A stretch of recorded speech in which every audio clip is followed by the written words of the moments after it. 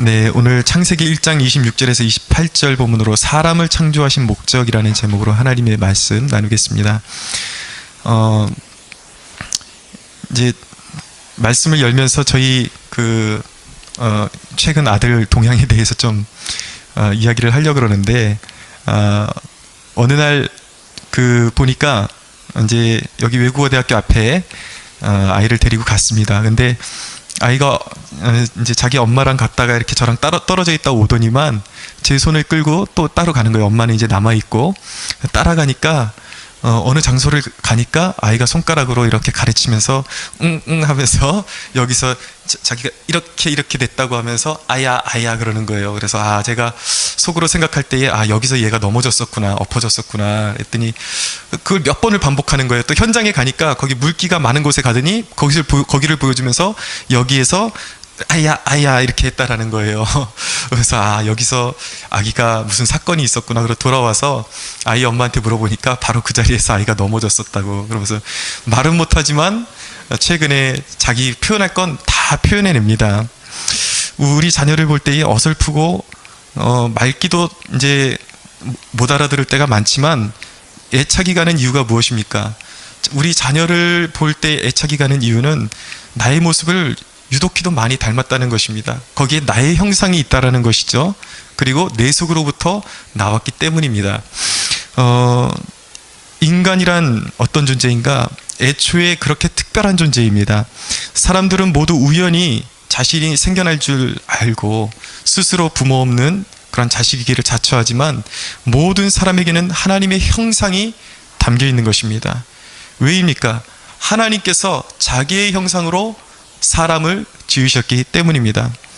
오늘 본문에 보면은 인간을 만드실 때 하나님께서 우리의 형상을 따라 우리의 모양대로 사람을 지으셨다고 말씀하고 있습니다. 어떤 피조물에게도 하나님께서 이런 말씀을 하신 적이 없습니다. 오직 사람에게만 이런 말씀을 하셨습니다. 사람이 특별한 이유가 바로 여기에 있는 것입니다. 하나님께서 우리의 형상을 따라 우리의 모양대로 심혈을 기울이셔서, 하나님이 의논하셔서 심혈을 기울이셔서 하나님의 형체를 주신 것이 바로 사람이라는 것입니다. 굉장히 독특한 존재인 것이죠. 피조물은 피조물의 형상일 뿐이에요. 더도 아니고 덜도 아닙니다. 그러나 인간에게는 하나님 자신의 모습, 그리고 하나님의 성품을 반영하셨다라는 것입니다. 여러분, 다시는 우리가 원숭이의 후손이라는 이야기는 입 밖에 꺼내지도 마십시오. 우리는 원숭이의 후손이 아닙니다. 사람에게 하나님의 형상을 주신 것은 특별한 기대가 있기 때문입니다. 하나님이 우리를 지으신 의도가 있다라는 것입니다. 그것이 바로 사람을 창조하신 목적이 되는 것입니다. 오늘 이제 여러분과 함께 하나님께서 그렇다면 사람을 창조하신 진정한 목적이 무엇인가? 우리가 함께 살펴보기를 원합니다. 첫째, 사람을 창조하신 목적은 사람과 교제의 즐거움을 누리시기 위해서, 다시 말하면 사람과 소통하시고 싶으셔서 사람을 지으셨습니다. 하나님의 형상을 주셨다는 것은 우리의 말과 생각과 그리고 느끼는 것과 그리고 성품에 있어서 하나님처럼 하는 존재가 되었다라는 것입니다. 그래서 사도 베드로는 회복된 사람을 무엇이라고 설명하냐면 신의 성품에 참여하는 자다라고 그렇게 설명을 합니다. 여러분, 우리 참 부족해 보이죠? 아직도 모난 면도 많고 참 이렇게 인간적으로 추악한 면도 많지만 우리는 예수님 덕분에 깨어졌던 하나님의 형상을 회복한 사람들입니다. 그것을 바로 신의 성품에 참여했다라고 그렇게 말하는 것입니다. 그리스도인의 영광이 여기에 있습니다. 예수 그리스도의 속죄로 말미암아 우리 안에 깨어져 있던 하나님의 형상이 회복된 줄로 믿으시기 바랍니다. 첫사람에게는 악한 것이 없었어요. 악은 하나님의 성품이 아닌 것입니다. 오직 사람에게만 하나님을 닮은 영적인 존재임을 보여주시기 위해서 영혼을 부여해 주셨습니다. 왜냐하면 하나님은 영이시기 때문입니다. 하나님은 영으로 거하시는 분이세요. 그래서 인간에게 하나님과 가장 닮았음을 보여주시기 위해서 영혼을 불어넣으셨던 것입니다. 여러분, 이렇게 하나님의 속성을 인간에게 주신 그 이유는 무엇이냐면 바로 하나님께서 인간과 소통하시기 원하셨기 때문이에요. 여러분, 인간이 개를 아무리 사랑해도요, 개에게 말을 시키면 돌아오는 것은 개 짖는 소리밖에 없습니다. 멍멍 그러는 것이, 개가 내가 말을 건다 그래서 인간의 말로 돌려주지 않습니다. 그냥 멍멍거리고 마는 것이죠. 개와 사람 간에는 감정의 교류가 어느 정도 되는 것은 사실이에요. 그러나 그것은 개가 인간을 잘 따르니까 위로받는 것 뿐이지 개와 사람이 대화를 나누는 것은 아닙니다. 가끔 이제 TV에 보면 개하고 대화를 나누는 사람들이 나오는데 약간 좀 이제 병원이 필요한 분들이죠. 가끔 동물의 이렇게 감정을 잘 캐치하는 사람들이 있긴 해요. 아주 잘 캐치하는 사람들이 있습니다. 그러나 그것이 언어로 대화하는 것은 결코 아닙니다. 그냥 이제 그 감정을 이제 좀 느끼는 것 뿐인 것이죠. 하나님의 언어를 알아듣고 같은 언어를 말할 수 있는 것은 유일하게 사람뿐이라는 사실입니다. 여러분, 분명히 첫사람은 다른 언어를 썼을 것입니다. 우리가 지금 쓰는 언어와는 다른 언어를 쓸 것입니다. 바벨탑 사건 이후로 언어가 분화되었지만 하나님은 내가 알아듣는 언어로 찾아오시는 것입니다. 여러분, 하나님께서 아무리 거룩하셔도 우리가 알아듣지 못하는 이상한 언어로 우리에게 찾아오시지 않습니다. 환희야 그러면서 내가 알아듣는 언어로 찾아오시는 거예요. 여러분들의 이름을 부르시면서 찾아오시는 것입니다. 여러분, 인간이 타락하지만 않았다면 성경의 번역이 필요 없었을 텐데 참 인간이 이 성경을 우리의 언어로 받아들이기 위해서 참 많은 고초가 있었습니다. 이 성경을 초기에 이제 번역했던 사람들 가운데 수많은 순교자들이 배출되었습니다.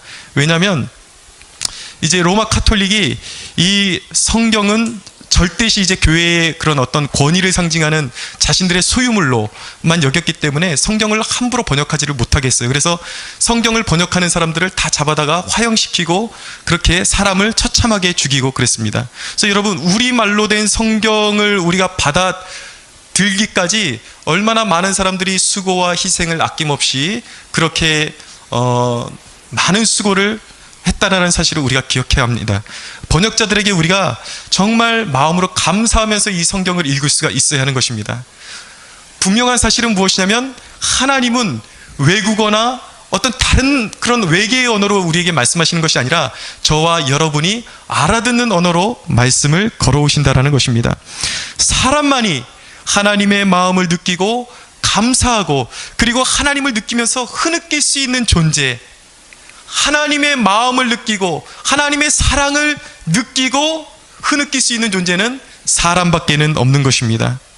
여러분, 소통하는 존재가 되었다는 것은 무엇입니까? 그것은 하나님의 뜻을 받들어 하나님의 대리자가 되어서 온 세계에 그 뜻이 미치게 하는 존재가 되었다라는 것입니다.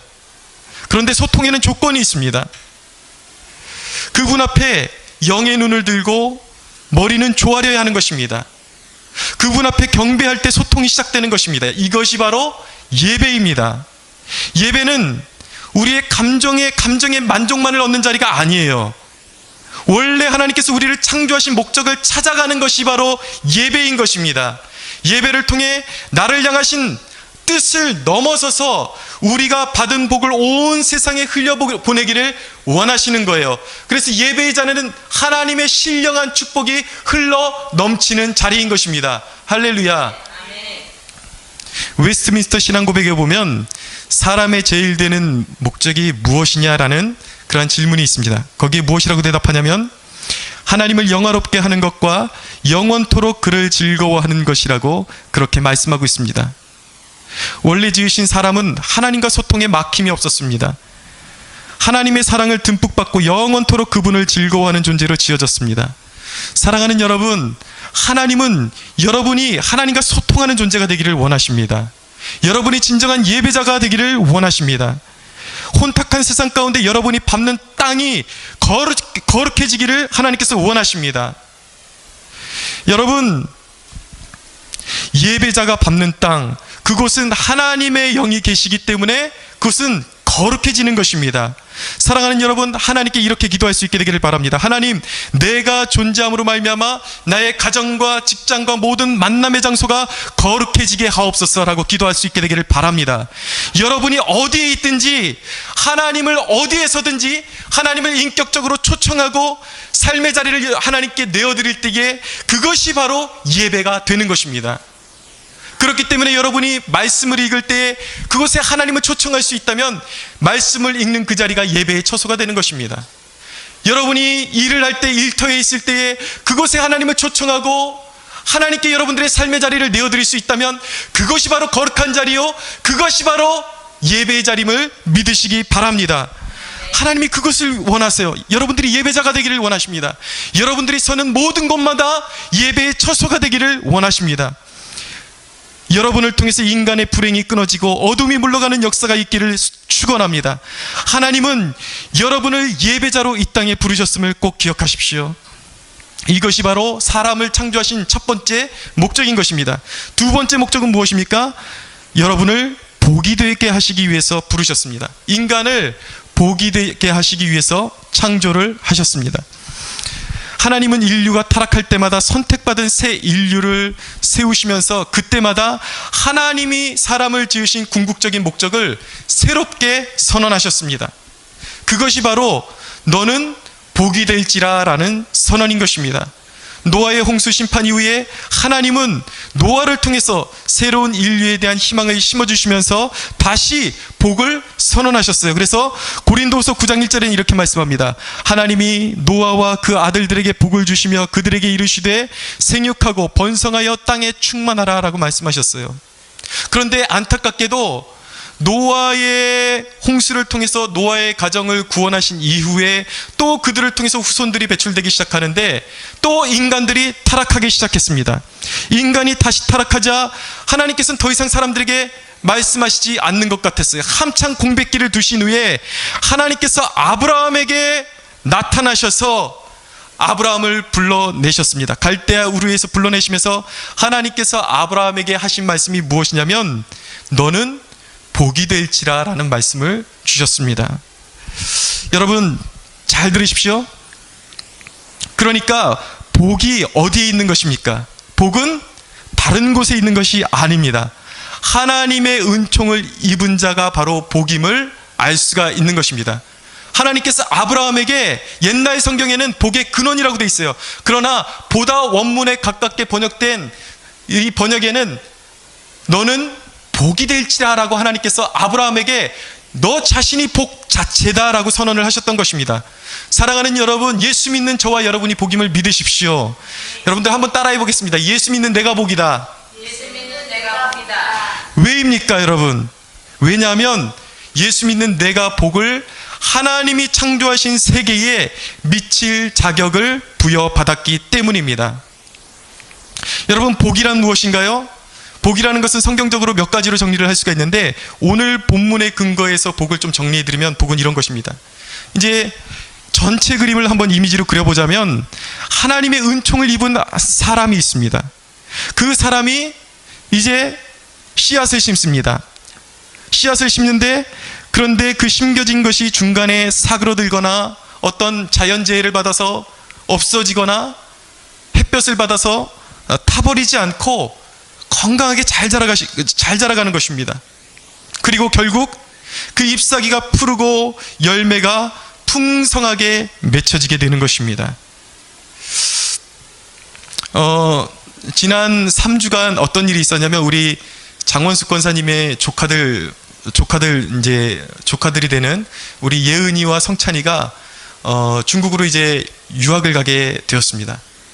근데 오늘 떠나는 날이에요. 오늘 떠나는 날인데 예은이와 성찬이가 이제 엄마의 권유로 무려 3주간이나 우리 교회 이제 새벽 기도에 참석하게 되었습니다.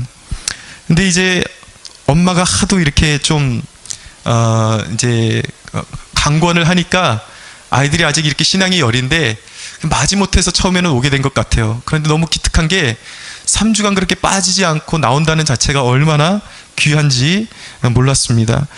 그런데 중고등학생들을 소위 외계인이라고 하거든요. 도대체 말이 통하지를 않는 거예요. 무슨 생각을 하는지, 사춘기에다가 무슨 생각을 하는지 도대체 분간을 할 수가 없는 것입니다. 반항기로 가득하고, 얘네들이 딱 보니까 딱 그런 거예요. 말을 시켜도 대답도 없고 표정도 없습니다. 아주 이렇게 말 시키기가 거북한 거예요. 같은 공간에 있는 자체가 굉장히 이렇게 좀 이렇게 힘이 든 그런 아이들이었습니다. 그런데 1주를 지나고 2주를 지나고 3주를 지나는데 제가 가만히 보니까 이 아이들에게 아주 미세한 변화의 움직임이 보이기 시작했습니다. 나중에는 이제 3주째 접어드니까 무슨 말 시키면 약간의 미소도 지어주기도 하고, 처음에는 기도하자 그러니까 아무런 반응이 없었어요. 그냥 자버리기도 하고, 제가 때로는 혼나기도 하고 좀 그랬는데 그냥 자버리기도 하고, 전혀 미동이 없던 아이들이었는데 3주째 접어드니까 아이들이 손을 모으고 기도하는 그러한 변화가 일어나기 시작하더라고요.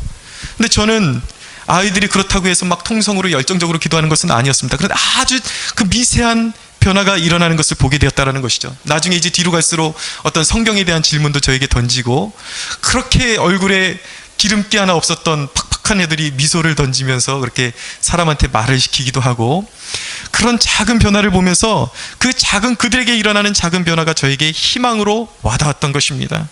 저는 정말 그들이 이후에 그들에게 이제 3주 동안 복음의 씨앗을 심었지 않습니까? 하나님의 말씀으로 심었지 않습니까? 지금은 보이지 않지만 그들에게 보이는 변화는 아주 미약한 것이지만, 저는 하나님께서 그들 안에서 역사하셔서 그들 안에 심겨진 말씀의 씨앗이 잘 자라나게 될 것이고, 그들이 견실한 그리스도인으로 세워질 것을 믿습니다. 자꾸 사람들은요, 어떤 축복하면, 뭐 풍성한 축복 이렇게 하면 자꾸 물질적인 것으로만 환산을 합니다. 생각을 해요. 그러니까 자꾸 자기 자신은 복을 받지 못한 사람이라고 생각을 하는 것입니다. 그런데 여러분, 진정한 복이라는 것은 무엇입니까? 예은이와 성찬이가 이후에 말씀 안에서 자라나서 세상 풍조를 거스르고 세상의 어떤 고난에도 담대한 사람이 되었을 때에 그것이 바로 알곡이 되는 것입니다.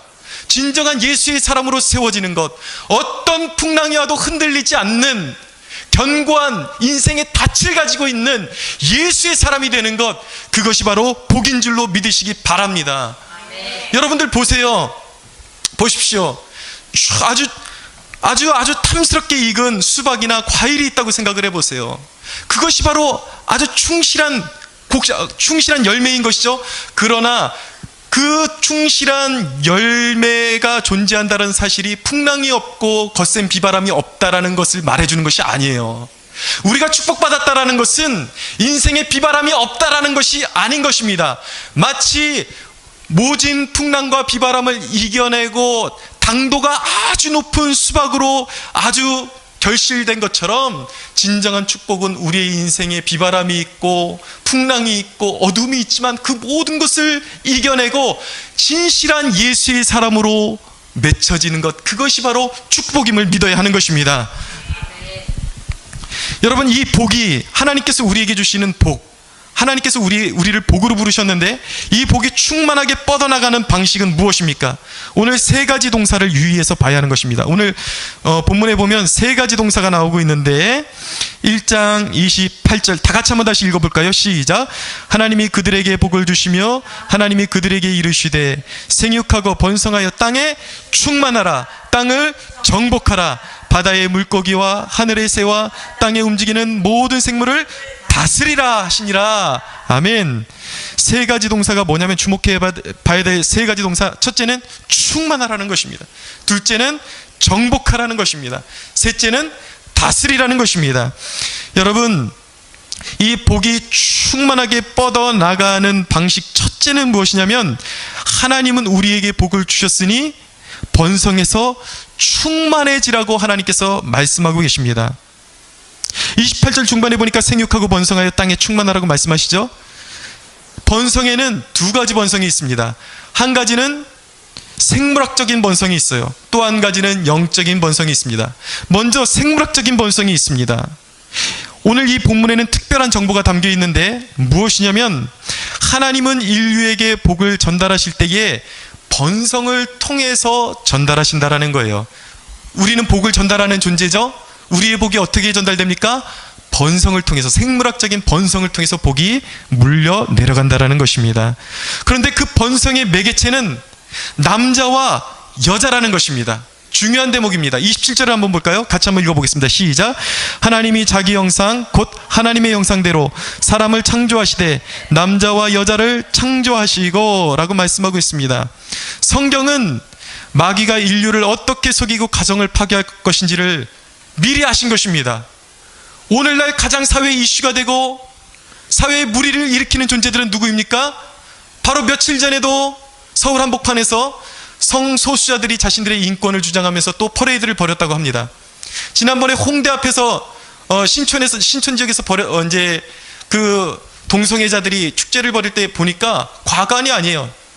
남자건 여자건 팬티만 입고 나와가지고 어린아이들도 다 지나다니고, 그런 곳에서 아주 그 저질 영화 속에서나 입고 나올 법한 그런 정상적인 속옷도 아니에요. 아주 변태적인 속옷을 길거리에 입고 나와서 그 자신들의 인권을 주장하면서 퍼레이드를 벌인 것입니다. 며칠 전에도 그런 일이 일어났던 것입니다. 그러나 성경은 마귀가 세상을 어떻게 추잡하게 망쳐놓을 것인지를 알고 있었던 거예요. 그래서 하나님께서 가정의 기초단위를 애초에 창세기에 어떻게 하나님께서 세상을 의도하고 사람을 지으셨는지를 미리 말씀해 주고 있는 것입니다. 여러분, 자, 정리하면 바로 이런 것입니다. 인간 번성을 이루는 가장 기본 단위가 가정이라는 것입니다. 가정인데 그 가정을 이루는 가장 기본적이고 필수적인 요소가 남자와 남자가 아니라는 것입니다. 여자와 여자가 아니라는 것입니다. 처음부터 가정의 기본적인 필수적인 요소는 남자와 여자로 하나님께서 구성하셨다라는 것입니다. 그러므로 번성이 이루어지지 않는 성적인 탐닉만을 위한 동성애와, 그것이 비록 이성간이라 할지라도 하나님의 창조의 명령을 거스르는 이성간의 방탕한 성관계도 성립될 수가 없는 것입니다. 그것은 하나님이 미워하시는 죄악의 열매인 것입니다. 거기에는 반드시 심판이 있기 마련인 것입니다. 여러분, 이 시대에 그 젊은이들 가운데, 많은 사람들 가운데 그 마음에 있는 인식이 무엇입니까? 생각에 있는 인식이 무엇입니까? 남녀가 만나서 성적 즐거움만 얻으면 된다라는 생각이 만연합니다. 그러나 그것은 세상 풍조요, 타락한 세상의 사고방식인 것입니다. 하나님의 축복 가운데 한 남자와 한 여자가 만나서 한 가정을 이루고 생육하고 번성하는 것이 가장 아름다운 것입니다. 자녀를 낳지 않고 동거만 하는 것도 성경 원리에 어긋나는 것입니다. 여러분의 태의 열매가 땅에서 고통 중에 멸망하는 일 없이 하나님의 품 안에서 하나님이 사용하실 만한 사람으로 결실로 맺혀지는 축복이 있게 되기를 축원합니다. 또 한 가지 번성에는 영적인 번성이 있습니다. 이 대목이 아주 중요합니다. 하나님은 여러분이 영적인 자녀들을 보기를 원하십니다. 진정 하나님이 믿음의 조상들을 통해서 너의 자손이 하늘의 별처럼 많아지리라, 이 축복은 이후 믿음의 세대를 통해서 전도를 통하여서 사람들이 예수 그리스도 안으로 돌아오는 영적인 번성을 예언하신 것입니다. 여러분, 우리가 결혼을 해서 한 가정을 이루고 생물학적인 번성을 이루어내죠. 그 생물학적인 번성도 결국 영적인 번성으로 이어질 때만이 진정한 복이 되는 것입니다. 가끔 보면 특별한 경우가 있습니다. 어떤 특별한 섭리 때문에 혼자 살아가야 하는 사람들도 있을 수가 있어요. 그럼 나는 어떻게 할 것이냐? 나는 결혼에 사도 바울처럼 혼자 되는 은사를 받아서 결혼을 하지 못했는데 나는 그러면 어떻게 영적인 번성의 축복을 받을 것이냐? 염려할 필요가 없다라는 것입니다. 그 중에는 아주 믿음이 좋음에도 불구하고 불임의 아픔을 안고 있는 부부들도 있을 수 있습니다. 그러나 염려할 필요가 없다라는 것입니다. 인간적인 관념을 부수어야 하는 것입니다. 입양을 해도 하나님께 큰 영광이 될 수가 있는 것입니다. 여러분, 무엇보다도 전도하십시오. 하나님은 전도를 통해서 여러분이 영적인 부요함에 이르기를 원하십니다. 사람들에게 생명을 나누어 주는 것. 여러분, 진정한 복은 무엇입니까? 이 세상 가운데 죄 때문에 멸망할 수밖에 없는 영혼들에게 진정한 하나님의 풍성한 생명을 나누어 주는 것입니다. 그것이 바로 전도인 것입니다. 전도야말로 우리의 인생을 가장 풍요하게 하는 번성의 도구인 것입니다. 사랑하는 여러분, 전도로 말미암아 풍성한 열매를 맺게 되는 저와 여러분들이 되기를 축원합니다. 두 번째로 복이 충만하게 뻗어나가는 방식은 땅을 정복하는 것입니다. 성경을 종합해 볼 때에 땅을 정복하라는 말씀은 무력으로 땅을 빼앗으라는 말씀이 아닌 것입니다. 시편 37편 34절에 보면 여호와를 바라고 그 도를 지키라 그리하면 내가 땅을 차지하게 하실 것이라 라고 말씀하고 있습니다. 땅을 정복한다는 것은 무엇인가? 잘 들으십시오. 내가 이 땅에 딛고 있는 발이 견고해진다라는 뜻인 것입니다. 내 인생의 뿌리가 견고해서 내 생명과 내 손으로 일구는 일들이 흔들리지 않고 자리를 잡게 된다는 말씀이에요. 한마디로 말씀드리면 견고한 인생이 된다는 것입니다. 그럼 구약 성경에 나오는 가나안 전쟁은 어떤 의미가 있습니까? 라고 물어볼 수가 있겠죠. 왜냐하면 하나님께서는 땅을 정복하라고 하시고 가나안에 있는 족속들을 몰아내시고 가나안 땅을 차지하게 하셨거든요. 전쟁을 통해서. 그럼 뭐가 앞뒤가 맞지 않는 것 같지 않습니까? 그러나 여러분, 구약은 신약의 그림자인 것입니다. 구약의 전쟁이 일어나는 것은 신약에서 예수 그리스도로 통해서 완성될 영적인 원리를 그림자로 보여주고 있는 거예요. 그래서 그것은 실제로 우리로 하여금 피를 흘리고 전쟁을 해서 너희 땅을 차지하라는 말씀이 아닌 것입니다. 그것을 오해해서 옛날 캐톨릭이 십자군 전쟁을 일으키고 수없는 사람들을 죽이고 살육을 하고 그런 오류를 저질렀죠. 결코 하나님께서 그런 정복을 우리에게 원하시는 것이 아니라는 것입니다. 그것은 그 가나안 전쟁이 의미하는 것은 무엇이냐면 세상을 지배하는 어둠의 세력이 있다고요. 이 땅 가운데 영적인 가나안 세력이 있습니다. 우리에게 열매 맺지 못하게 하고 우리의 인생을 갉아먹고 좌절하게 만드는 그런 어둠의 세력이 있는데 그 어둠의 세력을 예수의 이름으로 밟고 일어서서 땅을 차지하라는 것입니다. 영적인 축복을 받으라는 것입니다. 사랑하는 여러분, 누가 땅을 차지합니까? 누가 이 땅 가운데 견고하게 살아갈 수가 있습니까? 온유한 사람이 땅을 차지하는 것입니다. 하나님의 말씀에 순종하는 사람이 땅을 차지하는 것입니다. 성령의 사람이야말로 땅을 차지하게 되는 것입니다. 그런데 죄의 유혹에 타협하면 땅을 빼앗기게 되는 것입니다. 제가 매주 토요일날 이곳에서 오후에 설교 준비를 마치면 그리고 이곳에서 혼자 이제 재단을 쌓고 기도의 재단을 쌓고 이제 저희 집으로 들어갈 때 되면 이제 새벽이 됩니다. 그러면 새벽이 될 때에 항상 나가다 보면 무수하게 마주치는 장면이 그런 거예요. 여기저기 술 취하고 흔들리고 토해놓고 그렇게 방탕하게 살아가는 청년들, 갈 길을 잃어버리고 헤매이는 그런 청년들의 모습을 봅니다. 한날은 어떤 그 일이 있었냐면 제가 이제 그렇게 동일하게 설교 준비를 마치고 기도를 마치고 집으로 향하는데 어떤 자매가 그 여학생이 길바닥에 주저앉아갖고 흔들흔들하면서 저를 유심히 쳐다보면서 말을 붙이는 거예요. 저기요 그러더라고요. 근데 순간 뜨끔해지면서 그 말이 생각나더라고요. 여자 보기를 돌같이 하라는 말씀이 생각났습니다. 도대체 저에게 말을 시켜서 뭘 하려고 했는지는 저는 모르지만 그렇게 기분이 썩 그렇게 좋지는 않았어요. 그래서 여자 보기를 돌같이 해야지. 보니까 눈에 초점도 없고 저를 보면서 이렇게 말을 붙이려고 하는 거예요. 무슨 말씀을 드리고 싶은 거냐면 이 세대는 성적으로 무너진 세대입니다. 한날의 즐거움으로 잠자리도 할 수 있고 사랑이라는 이름으로 포장된 정욕에 이끌려서 잠자리를 같이 하기도 합니다. 그런데 여러분 꼭 기억해야 하는 사실이 있어요. 그들이 사랑이라고 말하는 것이 아름다운 가정으로 이어지지 못할 때에 그 당사자들에게 상처가 되고 그런 관계를 통해서 태어난 아이들이 수많은 아이들이 버림받고 있다는 것입니다. 사회의 그늘진 곳에서 숨쉬며 병들어가고 있는 것입니다. 사회의 병폐의 원인이 되고 있습니다.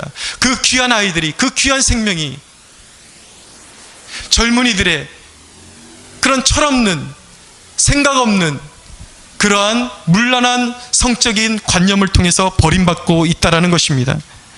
한 가지 예를 드린 거예요. 여러분, 죄와 유혹과 타협하면 그 순간은 가장 행복한 것 같습니다. 행복할 것 같습니다. 그런데 죄와 유혹에 타협을 하게 되면 치러야 할 대가가 굉장히 큰 것입니다. 성경은 말씀합니다. 죄의 열매는 사망이라고 말씀합니다. 죄에는 대가가 있는 것입니다. 죄인은 행복할 수 없습니다. 죄인은 땅에서 슬퍼하며 그 땅을 빼앗기는 것입니다. 결코 행복할 수 없습니다. 그렇기 때문에 여러분, 그렇기 때문에 땅을 차지하기 위해서 이 땅 가운데서 우리가 견실한 열매를 맺고 하나님께 영광 돌려드리는 삶을 살기 위해서 죄와 타협하는 삶이 아닌 하나님의 말씀에 순종하는 삶을 살아야만 하는 것입니다. 사랑하는 여러분, 죄를 물리치고 하나님의 말씀에 순종하십시오. 주 예수를 믿으십시오. 과거에 지은 모든 죄를 청산하시고 회개하십시오. 여러분, 두려워할 필요가 없습니다. 혹시 이 설교를 듣는 누군가 가운데 나는 이전에 그런 실수를 저질렀고 문란하게 살았고 나는 지금도 그렇게 살고 있는데 그럼 나는 버림받을까? 두려워할 필요가 없습니다. 하나님의 자비는 무궁하십니다. 예수 그리스도의 십자가의 그 자비는 무궁한 것입니다. 오늘 지금 이 순간이라도 내가 잘못 살아왔음을 깨닫고 내가 이 세상 풍조에 밀려가는 인생이 아니라 하나님의 뜻 안에서 견고한 인생을 살기로 결단하고 회개하면 하나님의 구원이 이를 것입니다. 새로운 삶을 주실 것입니다.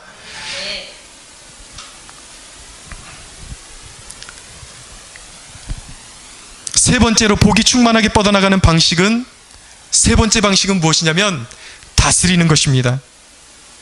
여러분, 인간은 피조물을 다스릴 권세를 받았습니다. 오늘 말씀 보세요. 바다의 물고기와 하늘의 새와 땅에 움직이는 모든 생물을 다스리라 라고 말씀하셨죠. 근본적으로 하나님께서 이 말씀을 주시는 이유가 무엇입니까?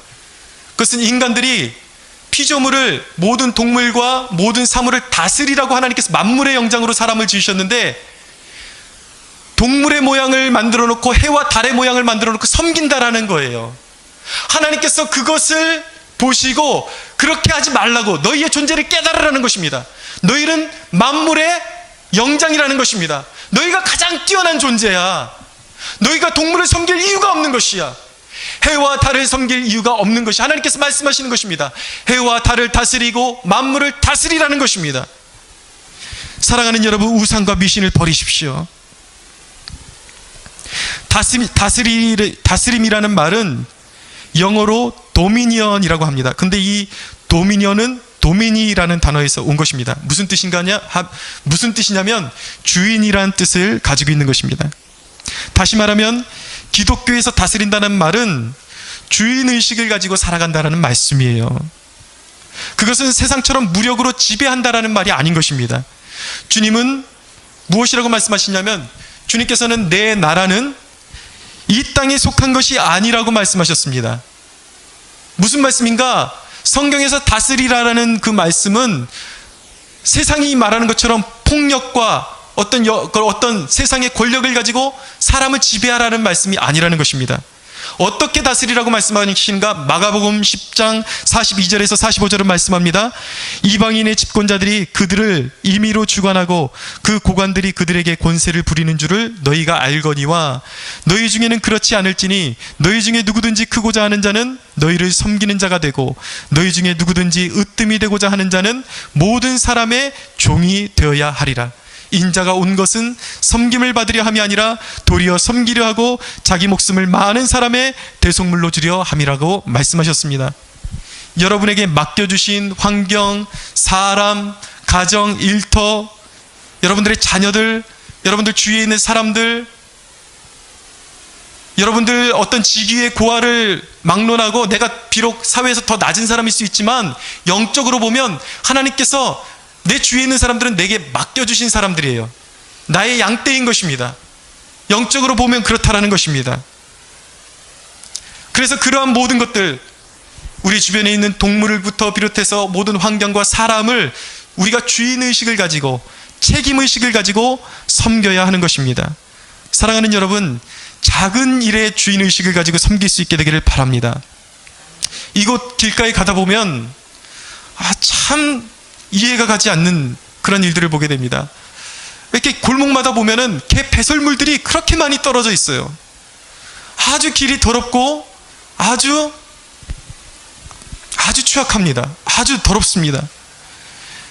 여러분, 개를 사랑한다면 적어도 키우는 재미만 누릴 것이 아니라 개를 키우는데 발생하는 귀찮은 일들도 책임질 수 있어야 하는 것입니다.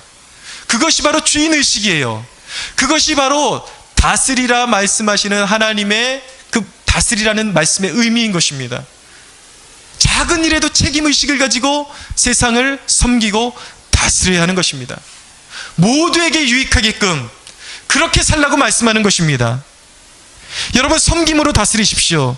여러분의 일터에서 여러분들이 누군가에게 작은 무례함이라도 끼쳤다면 계속해서 고집 피우지 마시고 작은 일에 먼저 사과하세요. 사람들에게 좀 너그러워지십시오. 너무 꼬장꼬장 하나하나 따지지 말고 누군가가 여러분들의 신뢰할 때 너그러운 관용으로 자꾸 받아주십시오.